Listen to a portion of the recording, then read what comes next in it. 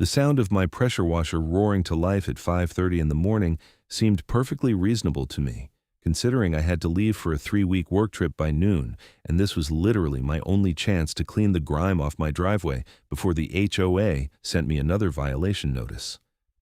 I had moved to this planned community in Scottsdale, Arizona 6 months ago, thinking the desert landscape and modern amenities would be a dream come true. But I had severely underestimated the iron grip of the Saguaro Heights Homeowners Association and its president, Patricia Carmichael.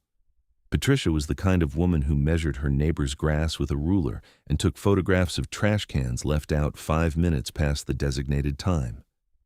She had shoulder-length blonde hair with dark roots that she touched up religiously every 3 weeks, drove a white Lexus SUV with a Live Laugh Love bumper sticker, and wore athleisure outfits despite never actually exercising. I knew this because she spent most of her time patrolling the neighborhood in her vehicle, searching for violations like a suburban bounty hunter. The pressure washer was making quick work of the oil stains and desert dust that had accumulated over the past 6 months. I was feeling pretty good about my progress when I noticed Patricia's Lexus rolling down the street at approximately 7 miles per hour. She stopped directly in front of my house, rolled down her window, and just stared at me with that tight-lipped expression that seemed to be her default setting. I turned off the pressure washer and pulled out my ear protection.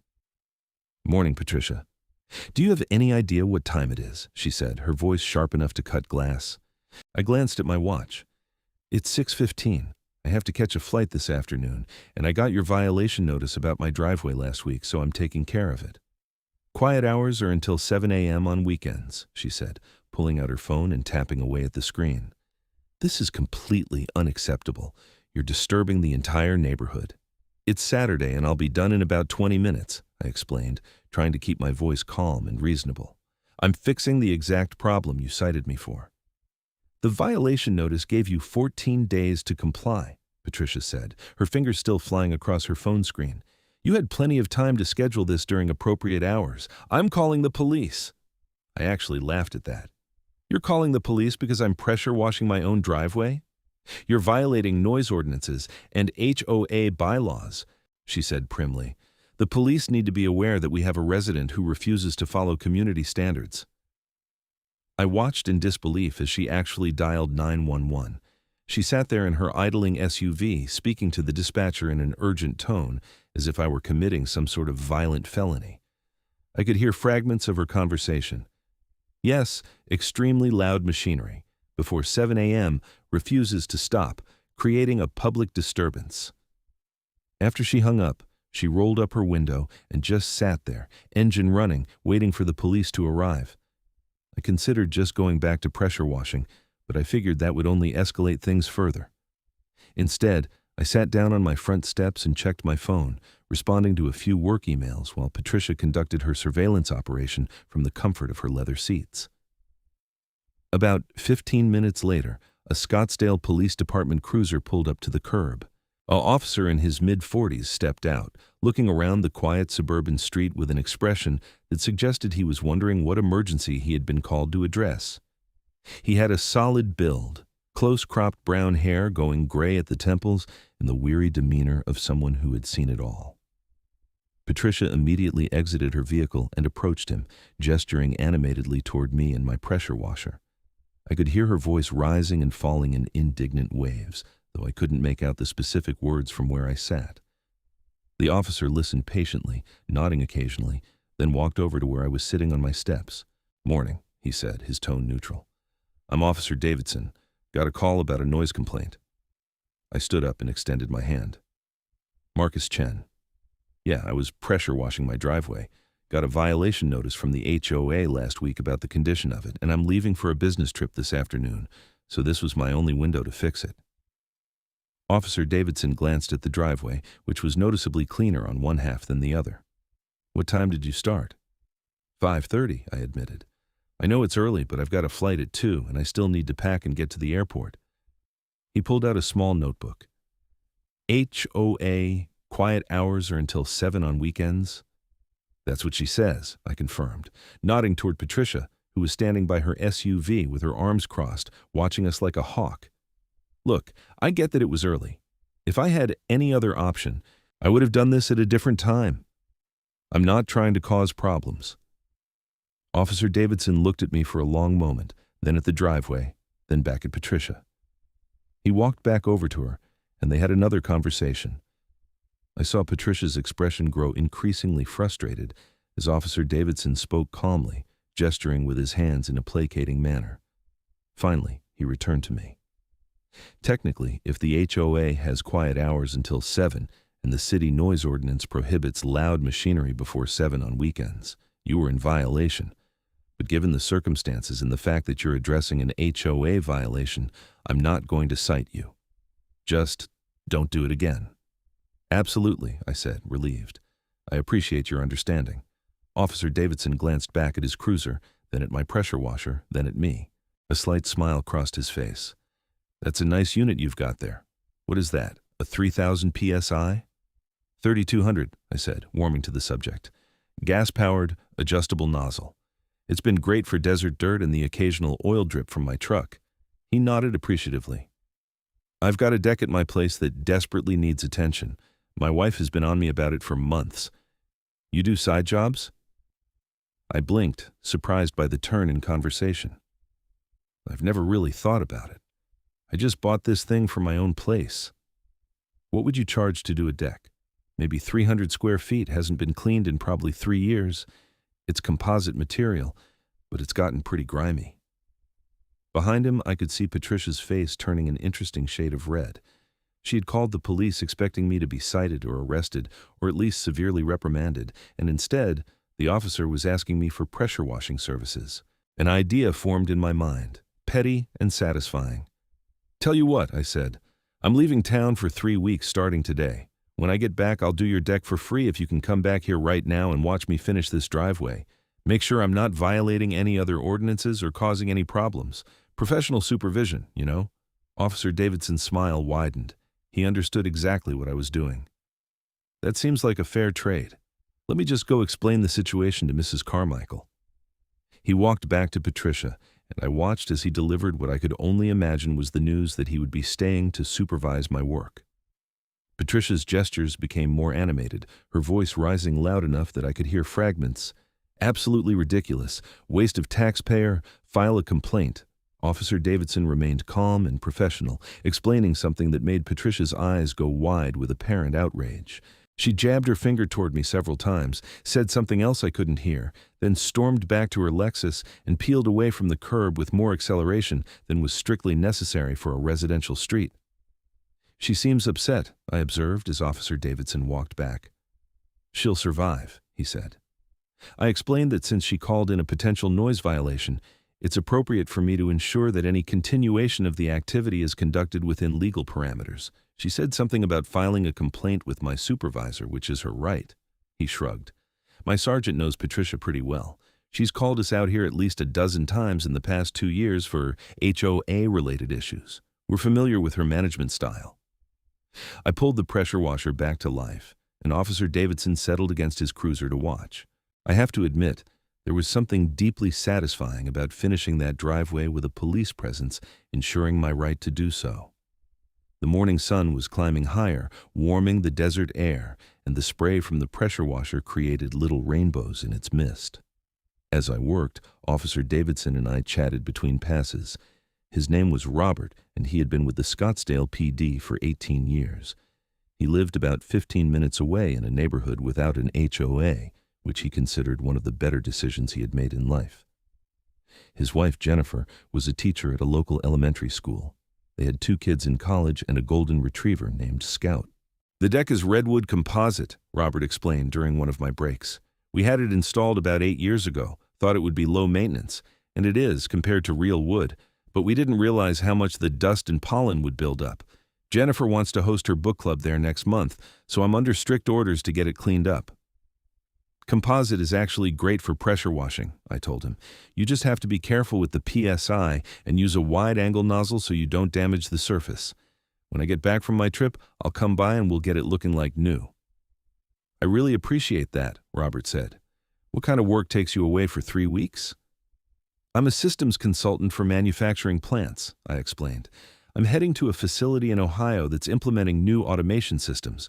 I'll be training their staff and troubleshooting any issues that come up during the transition. Sounds complicated. It can be, but I enjoy it. Problem solving, making systems work better, seeing the tangible results. It's satisfying work. I gestured to the driveway. Kind of like this, actually, but with more computers and fewer oil stains. By 7:15, the driveway was completely clean, looking better than it had since I'd moved in. Robert helped me coil up the hose and load the pressure washer back into my garage. "You've got my number," he said, handing me a business card. "Give me a call when you're back in town, and we'll set up a time for the deck." "Will do," I said. "Thanks for being reasonable about this whole thing." "Part of the job is using discretion," Robert said. "Patricia means well, I think. She's just very invested in maintaining certain standards, sometimes too invested." After Robert left, I went inside to shower and pack. My flight wasn't until 2, so I had plenty of time, but I wanted to be prepared. As I was loading my suitcase into my truck around 11:30, I noticed Patricia's Lexus making another slow pass down the street. She didn't stop, but I saw her taking pictures of my house with her phone as she drove by. I sighed.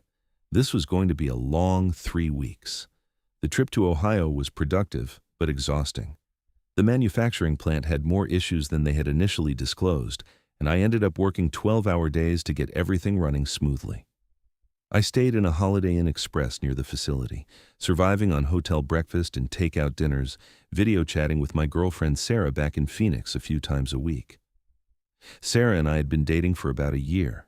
She was a nurse at Mayo Clinic, working in their cardiac unit, and she had strongly cautioned me against buying a house in an HOA community. "They're all run by people who have nothing better to do than police their neighbors," she had warned. I was beginning to think she had been right. During one of our calls in my second week away, Sarah mentioned that she had driven by my house to check on it, as I had asked her to do. "There was a notice taped to your door," she said, holding up a bright orange piece of paper to the camera. "Want me to open it?" "Might as well," I said, steeling myself for whatever Patricia had dreamed up. Sarah unfolded the notice and read aloud. "Violation notice, property address, 4782 Saguaro Heights Drive. Violation, trash receptacles visible from street outside of designated collection window. Fine, $150. Receptacles must be stored out of sight within 4 hours of collection. Photographic evidence attached. Please remit payment within 14 days or additional fines will accrue at $50 per week." "What trash receptacles?" I asked, confused. "I'm not even there." Sarah flipped to the attached photo. "It looks like your neighbor's trash can blew into your yard. It's sitting against the side of your garage." I rubbed my temples, feeling a headache coming on. "Can you do me a huge favor and move it back to their yard?" "Already did," Sarah said cheerfully. "I saw it when I pulled up and figured that's what the notice was probably about. Your neighbors are the Johnsons, right? The older couple." "Yeah, Tom and Linda. They're in their 70s. Really nice people." I knocked on their door and let them know. Tom was mortified. He said the windstorm last Tuesday must have blown it over and he didn't even realize it was missing. "I'll need to contest that fine when I get back," I said. "This is ridiculous." "She also cited you for unmaintained landscape," Sarah added, scanning the rest of the notice. "Apparently there are weeds growing in your gravel beds." "I've been gone for 2 weeks." "I know, honey. She's on a power trip. Tom Johnson told me she's been driving everyone in the neighborhood crazy lately. Apparently she cited the Martinez family for having the wrong shade of beige on their window trim. They had to repaint their entire house. When I finally returned to Scottsdale 3.5 weeks after I had left, I was jet-lagged, exhausted, and in no mood for HOA drama. But there, waiting in my mailbox along with 3 weeks of accumulated junk mail, was a thick envelope from the Saguaro Heights Homeowners Association. Inside were 5 separate violation notices, each with its own photographic evidence and fine schedule. The trash receptacle violation I already knew about. The others cited me for weeds in the landscape gravel, a small crack in my driveway that was apparently visible despite my pressure washing efforts, deteriorating garage door seals that showed visible wear, and my house numbers being insufficiently visible from the street due to fading. The total fines came to $650. I sat in my kitchen, staring at the notices, trying to decide whether to laugh or scream.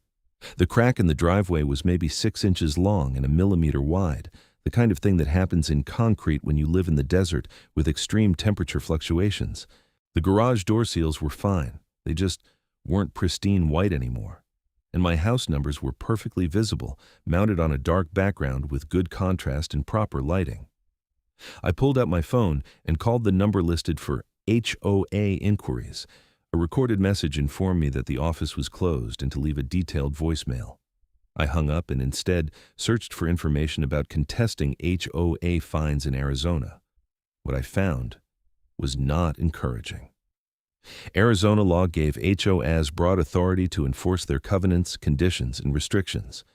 While I could contest the fines, I would need to follow the proper procedure, submit a written appeal, wait for a hearing before the HOA board, present my case, and hope the board ruled in my favor. The board met once a month. The next meeting was 3 weeks away. In the meantime, the fines would continue to accrue. I decided to take the weekend to decompress from my trip and deal with the HOA situation on Monday. I unpacked, did several loads of laundry, restocked my refrigerator, and spent quality time with Sarah, who came over Saturday evening with Thai takeout and moral support. "You need to go to the board meeting," she said, expertly wielding chopsticks to grab pad Thai noodles. "Bring your evidence, be calm and rational, and explain why these fines are unreasonable." "The board president is Patricia," I pointed out. "She's the one issuing the fines." "But there are other board members, right? They can outvote her." I pulled up the HOA website on my laptop and navigated to the board member page. There were 5 members total: Patricia Carmichael, President; Donald Stroud, Vice President; Margaret Chen, Secretary; Robert Paulson, Treasurer; and Yolanda Martinez, Member at Large. "Wait," I said, looking more closely at the names. "Yolanda Martinez. That's the woman from the family Patricia made repaint their house." "So she might be sympathetic to your situation," Sarah said.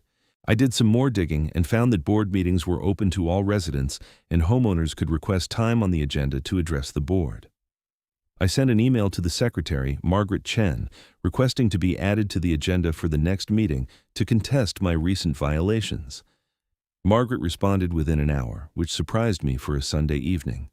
Her email was professionally courteous, confirming that I would have 10 minutes to present my case at the next board meeting, scheduled for Thursday, April 17th, at 7 p.m. in the community clubhouse.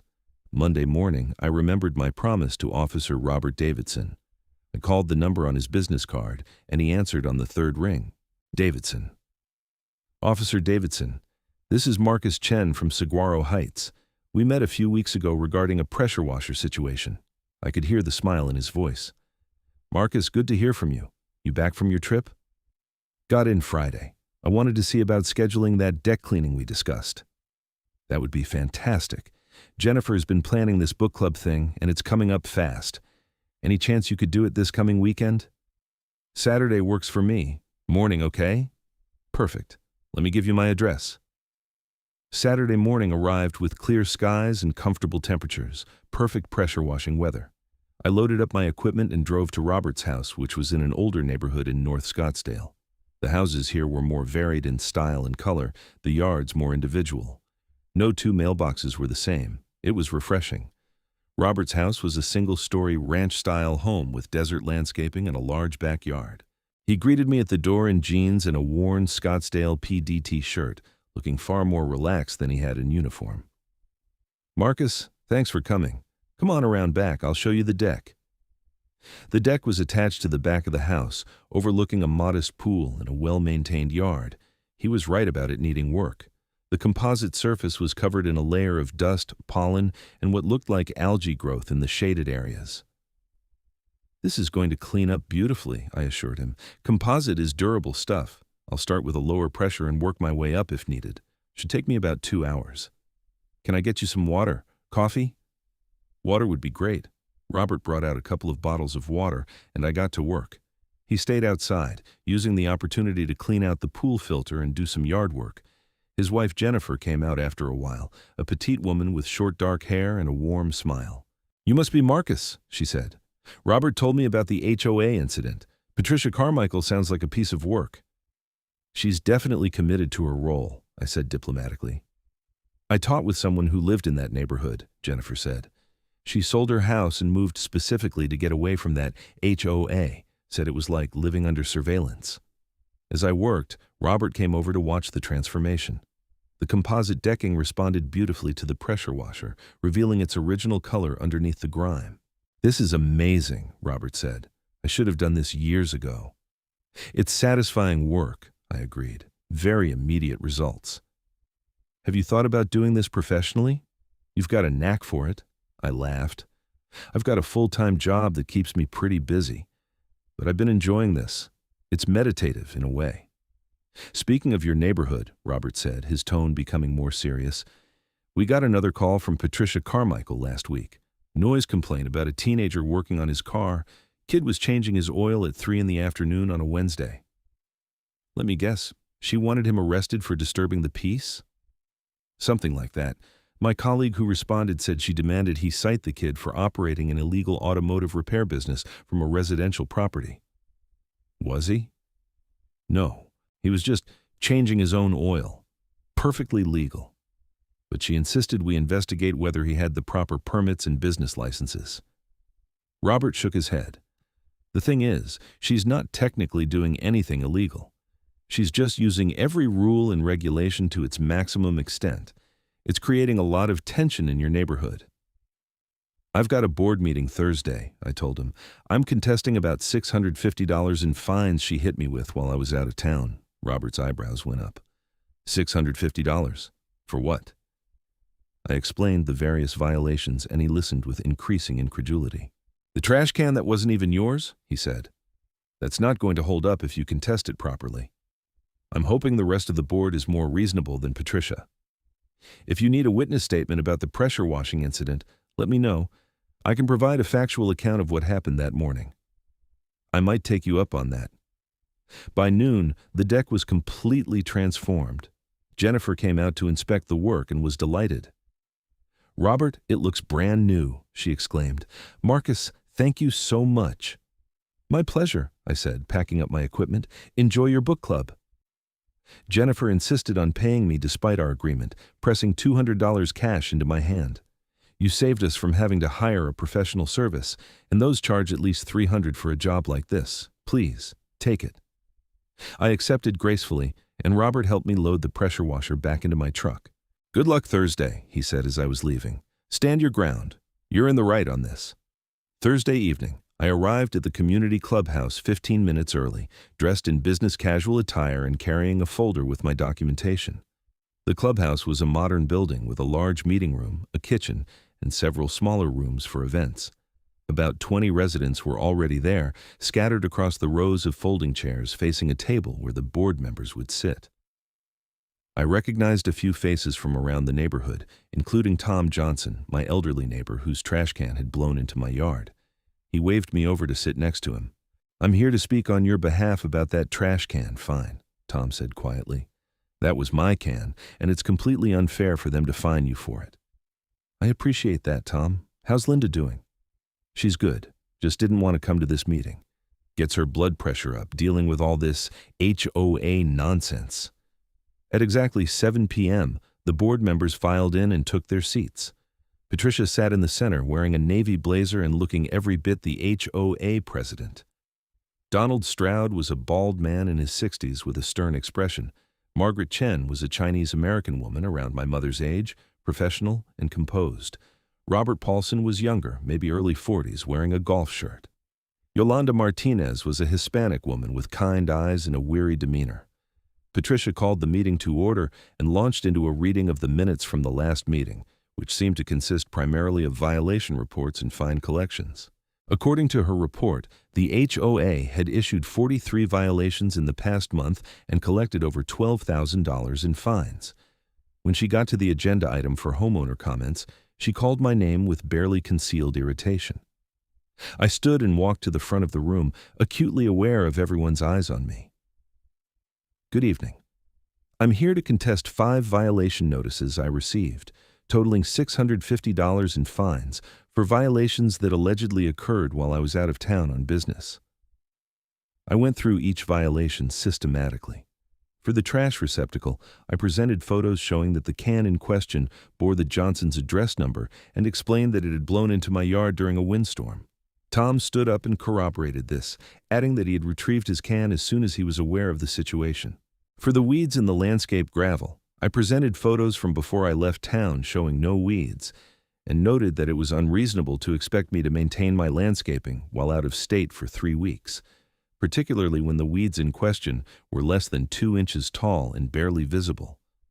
For the driveway crack, I showed documentation that this type of minor cracking is normal concrete behavior in desert climates with temperature fluctuations and does not constitute a maintenance violation under the HOA's own guidelines, which specified that cracks must be significant structural defects to warrant citation.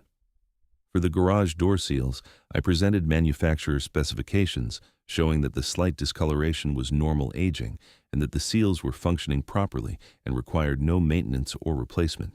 For the house numbers, I provided multiple photographs from various angles and distances, all clearly showing that the numbers were easily visible from the street, well lit, and in compliance with all local fire and safety regulations. In summary, I concluded, these violations are either factually incorrect, as in the case of the trash receptacle that didn't belong to me, or they represent normal wear and minor cosmetic issues that don't violate any actual HOA guidelines when those guidelines are interpreted reasonably. I'm requesting that all 5 violations and associated fines be dismissed. Patricia's expression throughout my presentation had been one of tight-lipped disapproval. As soon as I finished, she spoke up. "The photographs clearly show violations of our community standards," she said. "Whether you were in town or not is irrelevant. Homeowners are responsible for maintaining their properties at all times." "Even for weeds that grew while I was gone?" I asked. "You could have hired a landscaping service," Patricia said. "Many residents do." "For a 3-week absence," I said. "That seems excessive and unreasonable." Yolanda Martinez raised her hand. "I have a question. The trash receptacle clearly belonged to the Johnsons, correct?" "That's correct," I said. "Then how can we fine Mr. Chen for someone else's trash can that blew into his yard during a storm? That doesn't seem right." Patricia shuffled through her papers. "The violation is for visible receptacles outside the designated window. The receptacle was visible from the street at his property." "But it wasn't his receptacle," Yolanda persisted. "He had no control over it." "He could have moved it immediately," Patricia said. "He wasn't home," Yolanda said, her voice rising slightly. "He was in Ohio. How was he supposed to move it?" Margaret Chen, the secretary, spoke up. "I think Yolanda makes a valid point. The trash receptacle violation should be dismissed. As for the others, I'd like to see the actual HOA guidelines that are being cited. Patricia, can you reference the specific bylaw sections?" Patricia looked flustered. "These are all standard community appearance violations." "But which specific sections of our CC and Rs?" Margaret pressed. "We need to be precise about this." There was a long pause while Patricia flipped through a thick binder. She finally cited several section numbers, and Margaret pulled out her own copy of the community guidelines to verify. "Fadidia, Section 4.2 addresses driveway maintenance," Margaret read aloud. "It says driveways must be free of significant cracking, major staining, or structural deterioration. The crack shown in these photos is maybe half a foot long and hairline width. I don't think that qualifies as significant." "It's still a crack," Patricia insisted. "My driveway has cracks," Robert Paulson, the treasurer, interjected. "Everyone's driveway has cracks. That's what happens with concrete in Arizona." Donald Stroud, who had been silent until now, finally spoke. "I think we need to be reasonable here.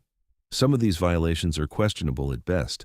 The trash can one is clearly not this gentleman's fault. The driveway crack is minor. The garage seal thing seems like we're really reaching." Patricia's face was reddening. "We have standards in this community. If we start letting things slide, the whole neighborhood will deteriorate." "There's a difference between maintaining standards and harassing residents over minor issues," Yolanda said firmly. "I'd like to motion that we dismiss all 5 violations against Mr. Chen." "I second that motion," Margaret said immediately. Patricia looked like she wanted to argue further, but board procedure required a vote.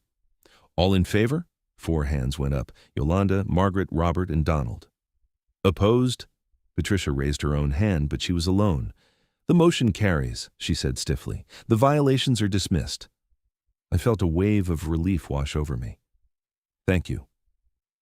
As I returned to my seat, several other residents approached the board with their own violation contests.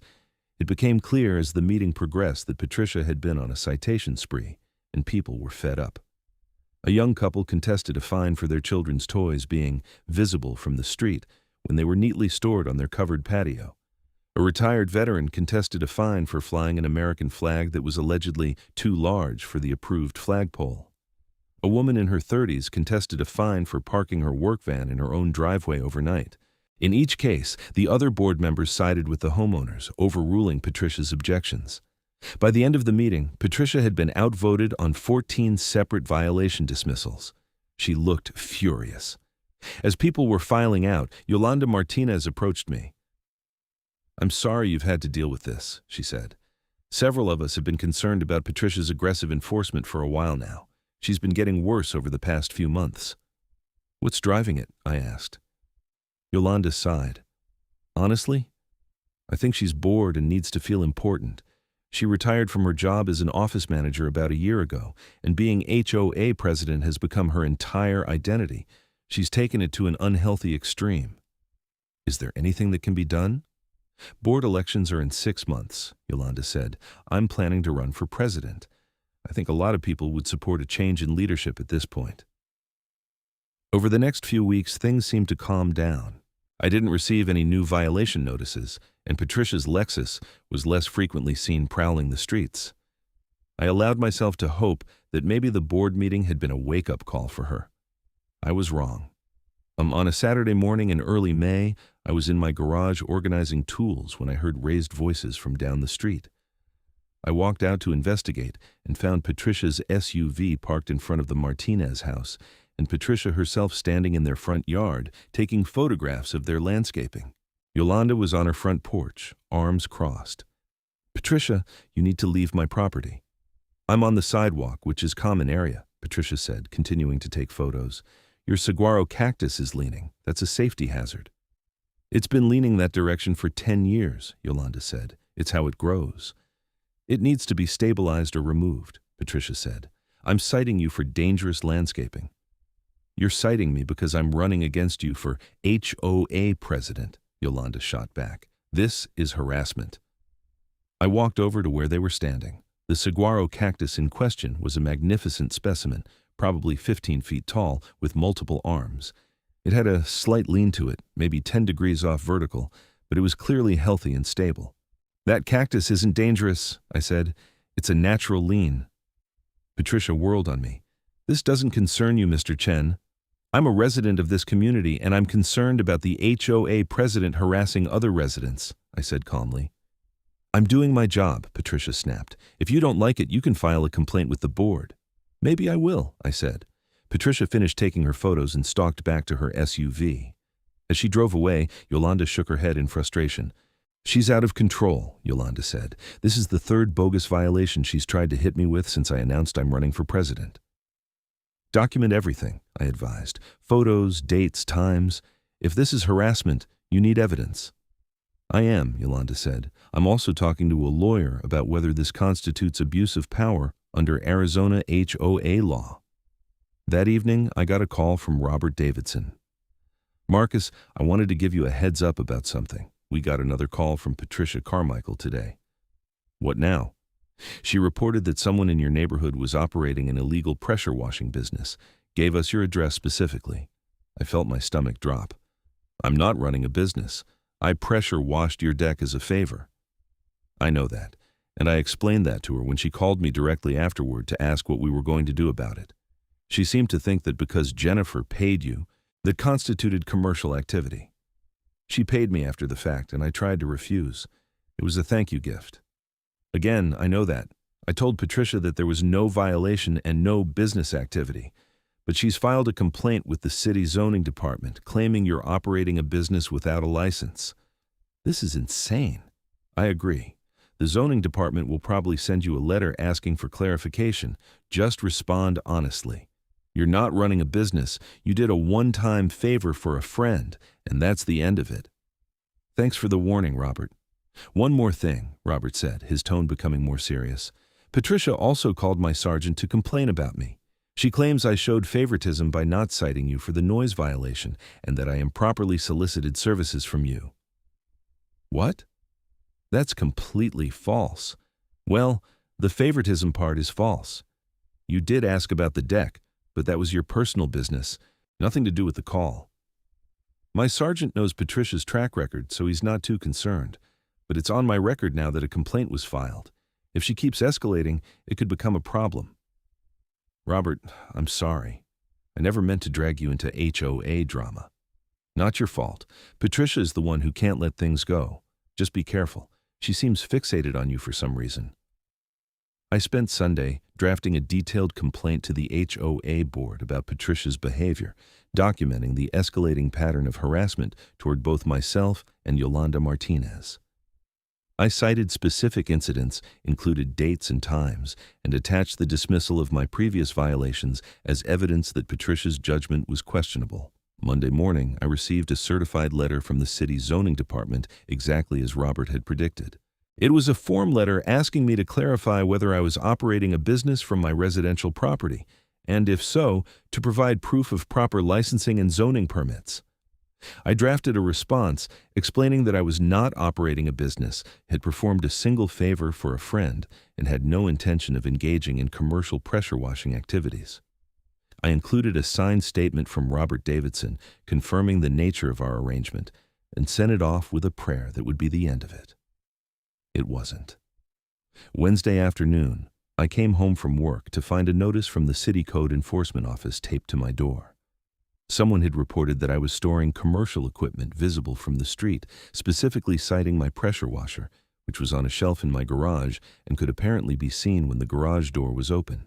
I called the code enforcement number listed on the notice and spoke to an inspector named Bill Harrison, who sounded thoroughly tired of the situation before I even explained it. "Let me guess," Bill said. "You live in Saguaro Heights, and Patricia Carmichael reported you." "How did you know?" "Because she's called us 17 times in the past month about various residents in your neighborhood. My supervisor is about ready to classify her as a nuisance reporter." "What do I need to do about this notice?" "Honestly, nothing. You're allowed to store your own personal equipment in your own garage. The fact that it's visible when your garage door is open is not a violation of any code. I'll mark this report as unfounded and close it out." "Thank you." "Between you and me," Bill said, "you might want to talk to your HOA board about reining her in. She's wasting city resources with these frivolous reports. If it continues, we may have to take formal action against her for filing false reports." I shared this information with Yolanda, who had received her own visit from code enforcement about the allegedly dangerous cactus. The inspector had looked at it, laughed, and told her it was one of the healthiest saguaros he had seen. "I talked to my lawyer," Yolanda told me over the phone. "He says Patricia's behavior could potentially constitute harassment under Arizona law, especially since it escalated after I announced my candidacy for HOA president. He's drafting a cease and desist letter." "Do you think that will stop her?" "Probably not, but it creates a paper trail. If she keeps going, we have grounds for further legal action." The cease and desist letter was delivered to Patricia on Friday. I know this because on Saturday morning, she retaliated by filing 6 new violation notices against Yolanda's property for increasingly absurd issues: mailbox paint that was allegedly faded, a garden hose that was visible from the street, a doormat that was the wrong size, landscaping rocks that were inconsistent in color, a tree that needed trimming, and a porch light that was allegedly too bright. Yolanda photographed everything, documented everything, and sent it all to her lawyer and to the other board members. Margaret Chen, the secretary, was horrified. She called an emergency board meeting for the following Tuesday. The emergency meeting drew an even bigger crowd than the regular monthly meeting. Word had spread through the neighborhood about Patricia's vendetta against Yolanda, and people were angry. I counted at least 40 residents in the clubhouse, many of them holding their own violation notices. Margaret Chen, not Patricia, called the meeting to order. "We're here to address concerns about the volume and nature of recent HOA violations and to discuss whether our enforcement procedures need revision." Patricia tried to interrupt, but Margaret continued firmly. "I've received complaints from 17 different homeowners about what they perceive as harassment through excessive and unwarranted violations. I've also been contacted by the City Code Enforcement Office asking us to address the issue of frivolous reports being filed in the HOA's name. I have been doing my job, Patricia said loudly. If people don't want violations, they should follow the rules. Patricia, in the past 6 weeks, you've issued over 100 violation notices, Robert Paulson said, pulling out a spreadsheet. That's more than we typically issue in an entire year. And according to my review, over 60% of them have been contested and dismissed. Because the board isn't supporting proper enforcement, Patricia shot back.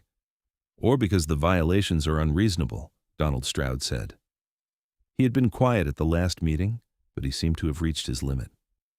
I got a violation notice last week for having a ladder visible in my garage, a ladder in my own garage. Several residents called out their agreement, sharing their own absurd violations. The meeting was becoming chaotic. Margaret raised her voice to restore order. I'd like to propose a motion that all violation authority be temporarily suspended, pending a full review of our enforcement procedures by the entire board, not just the president. You can't do that, Patricia said, her voice rising. I'm the president. Enforcement is my responsibility. Subject to board oversight, Margaret countered. That's in our bylaws, Article 7, Section 3. Yolanda stood up. I'd like to add to Margaret's motion. I propose that we also launch a formal investigation into whether recent enforcement actions constitute harassment or abuse of power, particularly those targeting residents who have expressed intention to run for board positions. The room erupted in applause and shouts of support. Patricia's face had gone from red to almost purple. This is a coup, she said. You're all conspiring against me because I'm the only one with the backbone to maintain our community standards. Patricia, you cited someone for having a crack in their driveway that was barely visible, Robert said. You tried to fine a family for their kids' toys being on their own patio. You reported a resident to the city for storing his own equipment in his own garage. This isn't about standards. This is about control. I resign, Patricia said suddenly, standing up so abruptly that her chair fell backward. I'm done with all of you. This community is going to fall apart without proper leadership, and it'll be on your heads. She grabbed her purse and her binder and stormed out of the clubhouse. The room fell silent for a moment, then someone started clapping. The applause spread until nearly everyone was on their feet. Margaret looked stunned. Well, I suppose we need to vote on a new board president. The board voted unanimously to appoint Yolanda as interim president until the regular elections in November. One of Yolanda's first acts was to dismiss all pending violations issued in the past 60 days and establish a new review process requiring 2 board members to approve any violation notice before it was issued. I thought that would be the end of it. Patricia had resigned, the neighborhood could go back to normal, and I could stop worrying about being cited for breathing wrong. But Patricia wasn't done. 2 weeks after her resignation, I received a lawsuit notice. Patricia Carmichael was suing me personally for defamation, harassment, and intentional infliction of emotional distress, claiming that I had conspired with other residents to force her out of her position as HOA president. She was seeking $50,000 in damages. I immediately called a lawyer, a woman named Rachel Kim who specialized in HOA disputes. After reviewing the lawsuit and listening to my account of events, she actually laughed. This is one of the most frivolous suits I've seen, Rachel said. She has no case. Everything you did was protected activity, attending board meetings and filing legitimate complaints. I'll file a motion to dismiss and I'd be shocked if it survives. What if it does? Then we go to court and we countersue for legal fees under Arizona's anti-SLAPP statute. This is clearly a strategic lawsuit against public participation. She's trying to punish you for exercising your rights as a homeowner. Rachel filed the motion to dismiss, and Patricia's lawyer, who apparently had more sense than Patricia did, withdrew the lawsuit a week later. But Rachel suggested I file a restraining order petition, given the pattern of harassment. She's escalated from HOA violations to filing false reports with the city to filing a frivolous lawsuit, Rachel explained. That's a pattern of behavior that could warrant a protective order. I filed the petition documenting everything. The excessive violations, the false reports to police and code enforcement, the frivolous lawsuit, and Patricia's own statements about targeting me. The hearing was scheduled for late June. On the day of the hearing, I arrived at the courthouse with Rachel and a folder full of documentation. Patricia was there with her lawyer, a tired-looking man in an ill-fitting suit who kept trying to get Patricia to lower her voice as she ranted in the hallway about conspiracies and persecution. The judge, a woman in her 50s with a no-nonsense demeanor, reviewed the petition and Patricia's response. She listened to my testimony about the pattern of behavior, reviewed the evidence of dismissed violations, and examined the letters from the City Code Enforcement Office documenting the false reports. Then, she asked Patricia to explain her side. Patricia launched into a 15-minute monologue about how she had dedicated herself to maintaining community standards, how ungrateful residents had turned on her, and how I was the ringleader of a conspiracy to destroy the neighborhood's property values. She claimed that her lawsuit was legitimate and that she had every right to defend herself against my attacks. The judge cut her off. Ms. Carmichael, did you or did you not file over 100 violation notices in a 6-week period, of which over 60% were dismissed by your own board? They were dismissed because the board was compromised, Patricia insisted. Did you file reports with the police and city code enforcement about Mr. Chen that were determined to be unfounded? They should have been investigated more thoroughly. Ms. Carmichael, do you have any intention of ceasing contact with Mr. Chen or filing further complaints or legal actions against him? Patricia hesitated. If he violates community standards, I have every right as a resident to report it. The judge sighed. I'm granting the restraining order. Ms. Carmichael, you are prohibited from contacting Mr. Chen directly or indirectly, from filing any complaints or reports about him to any government agency or HOA entity, and from coming within 100 feet of his residence. This order is effective for 1 year, at which point Mr. Chen can petition for an extension if necessary. Patricia's face went white, then red again. You can't do that. I live in the same neighborhood. I have to drive past his house. You can drive on public streets, but you cannot stop, you cannot take photographs, and you cannot make reports. If you violate this order, you will be held in contempt of court. Do you understand? This is a violation of my First Amendment rights. Ms. Carmichael, do you understand the terms of this order? Patricia's lawyer put a hand on her arm and whispered urgently to her. She finally nodded stiffly. I understand. I left the courthouse feeling like a weight had been lifted. Rachel had warned me that restraining orders didn't always stop determined harassers, but at least now there would be legal consequences if Patricia continued. For a few weeks, things were blissfully quiet. I didn't see Patricia's Lexus on my street. I didn't receive any violation notices. The neighborhood seemed to exhale collectively. Then, in mid-July, things took a darker turn. Yolanda called me on a Thursday evening, her voice shaking. Marcus, someone slashed my tires, all 4 of them, and they spray-painted traitor on my driveway.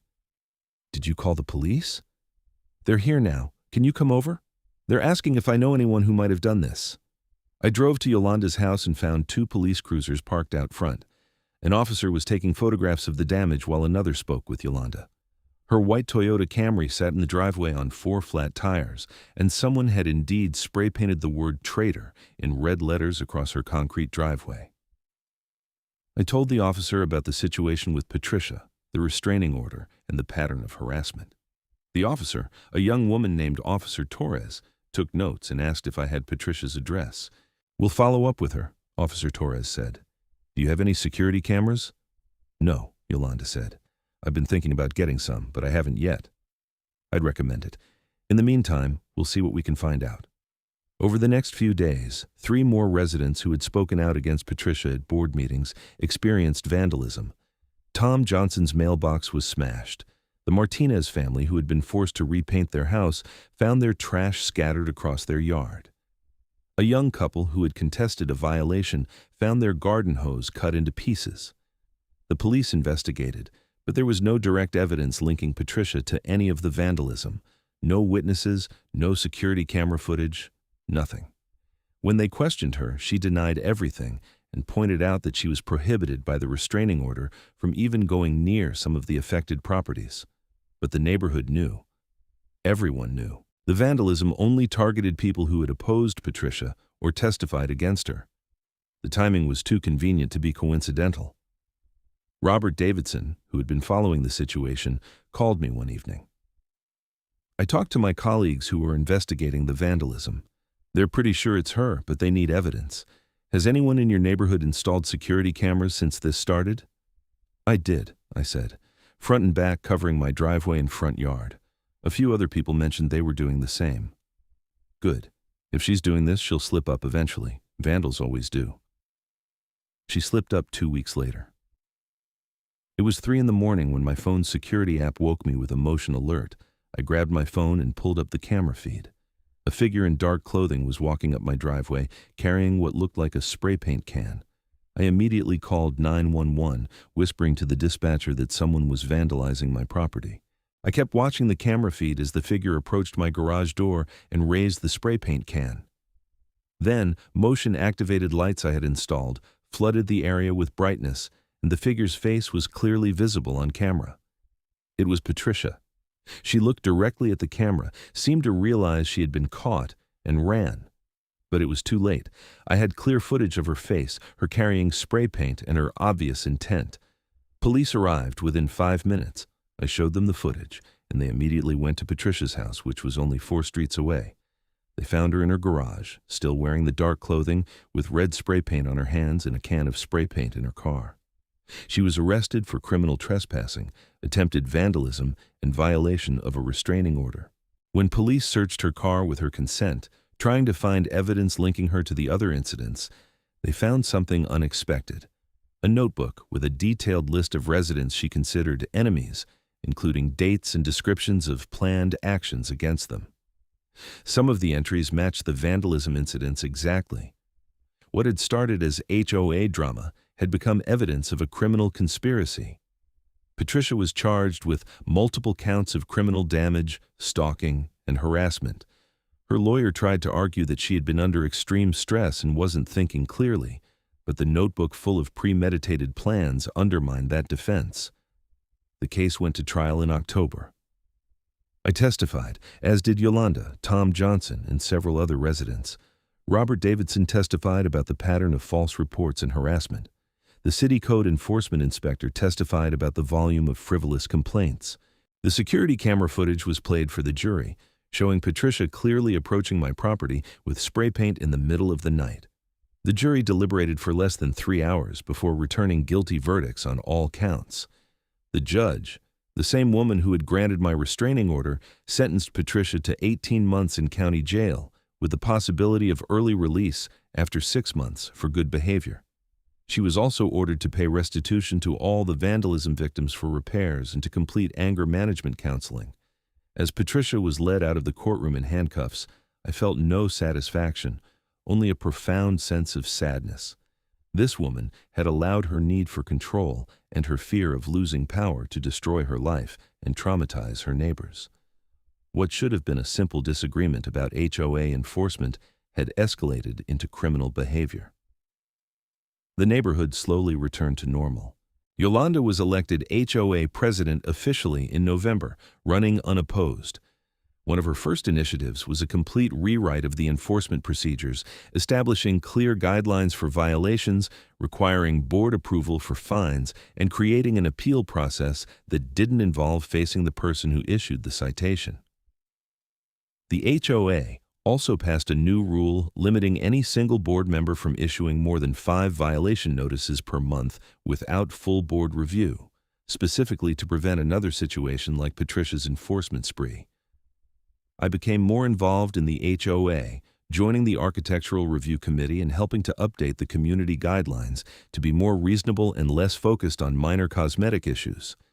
We changed the rules about driveway cracks, garage door seals, and other normal wear items, focusing instead on genuine safety issues and significant maintenance problems. Sarah and I got engaged that December, and we celebrated with a party on Robert and Jennifer's newly maintained deck. Tom and Linda Johnson came, as did Yolanda and her family, and several other neighbors who had been caught up in the Patricia drama. Robert grilled burgers, and we toasted to better days ahead. "You know what's funny?" I said to Robert as we stood by the grill, watching the sun set over the desert. "If Patricia hadn't called the police on me that morning for pressure washing my driveway, none of this would have happened. You wouldn't have asked me to clean your deck, she wouldn't have escalated, and maybe she'd still be HOA president making everyone miserable. Everything happens for a reason, Robert said, flipping a burger. And speaking of which, my neighbor was asking if you do pressure washing jobs. His back patio's a disaster. I laughed. Tell him to call me, but only during approved hours. Patricia was released from jail after serving 8 months. She moved out of Saguaro Heights immediately, selling her house to a young family with 2 kids and a golden retriever. The new neighbors were friendly, kept to themselves, and had no interest in joining the HOA board. I still have my pressure washer, and I still use it regularly to maintain my property and help out neighbors who need it. The driveway stayed clean, the neighborhood stayed peaceful, and I learned that sometimes standing up to unreasonable authority figures is worth the trouble, even if the journey is longer and stranger than you expected. The whole experience taught me that HOAs are only as good or as bad as the people running them, that most disputes can be resolved with reason and documentation, and that sometimes the best response to someone who abuses power is simply to show up, speak calmly, and let their own behavior reveal the truth. And I learned that a pressure washer purchased to avoid an HOA fine could somehow lead to friendship with a police officer, the downfall of a tyrant, criminal convictions, and a healthier community for everyone involved. Life in Saguaro Heights wasn't perfect, but it was ours, and we had fought to make it better. That was enough.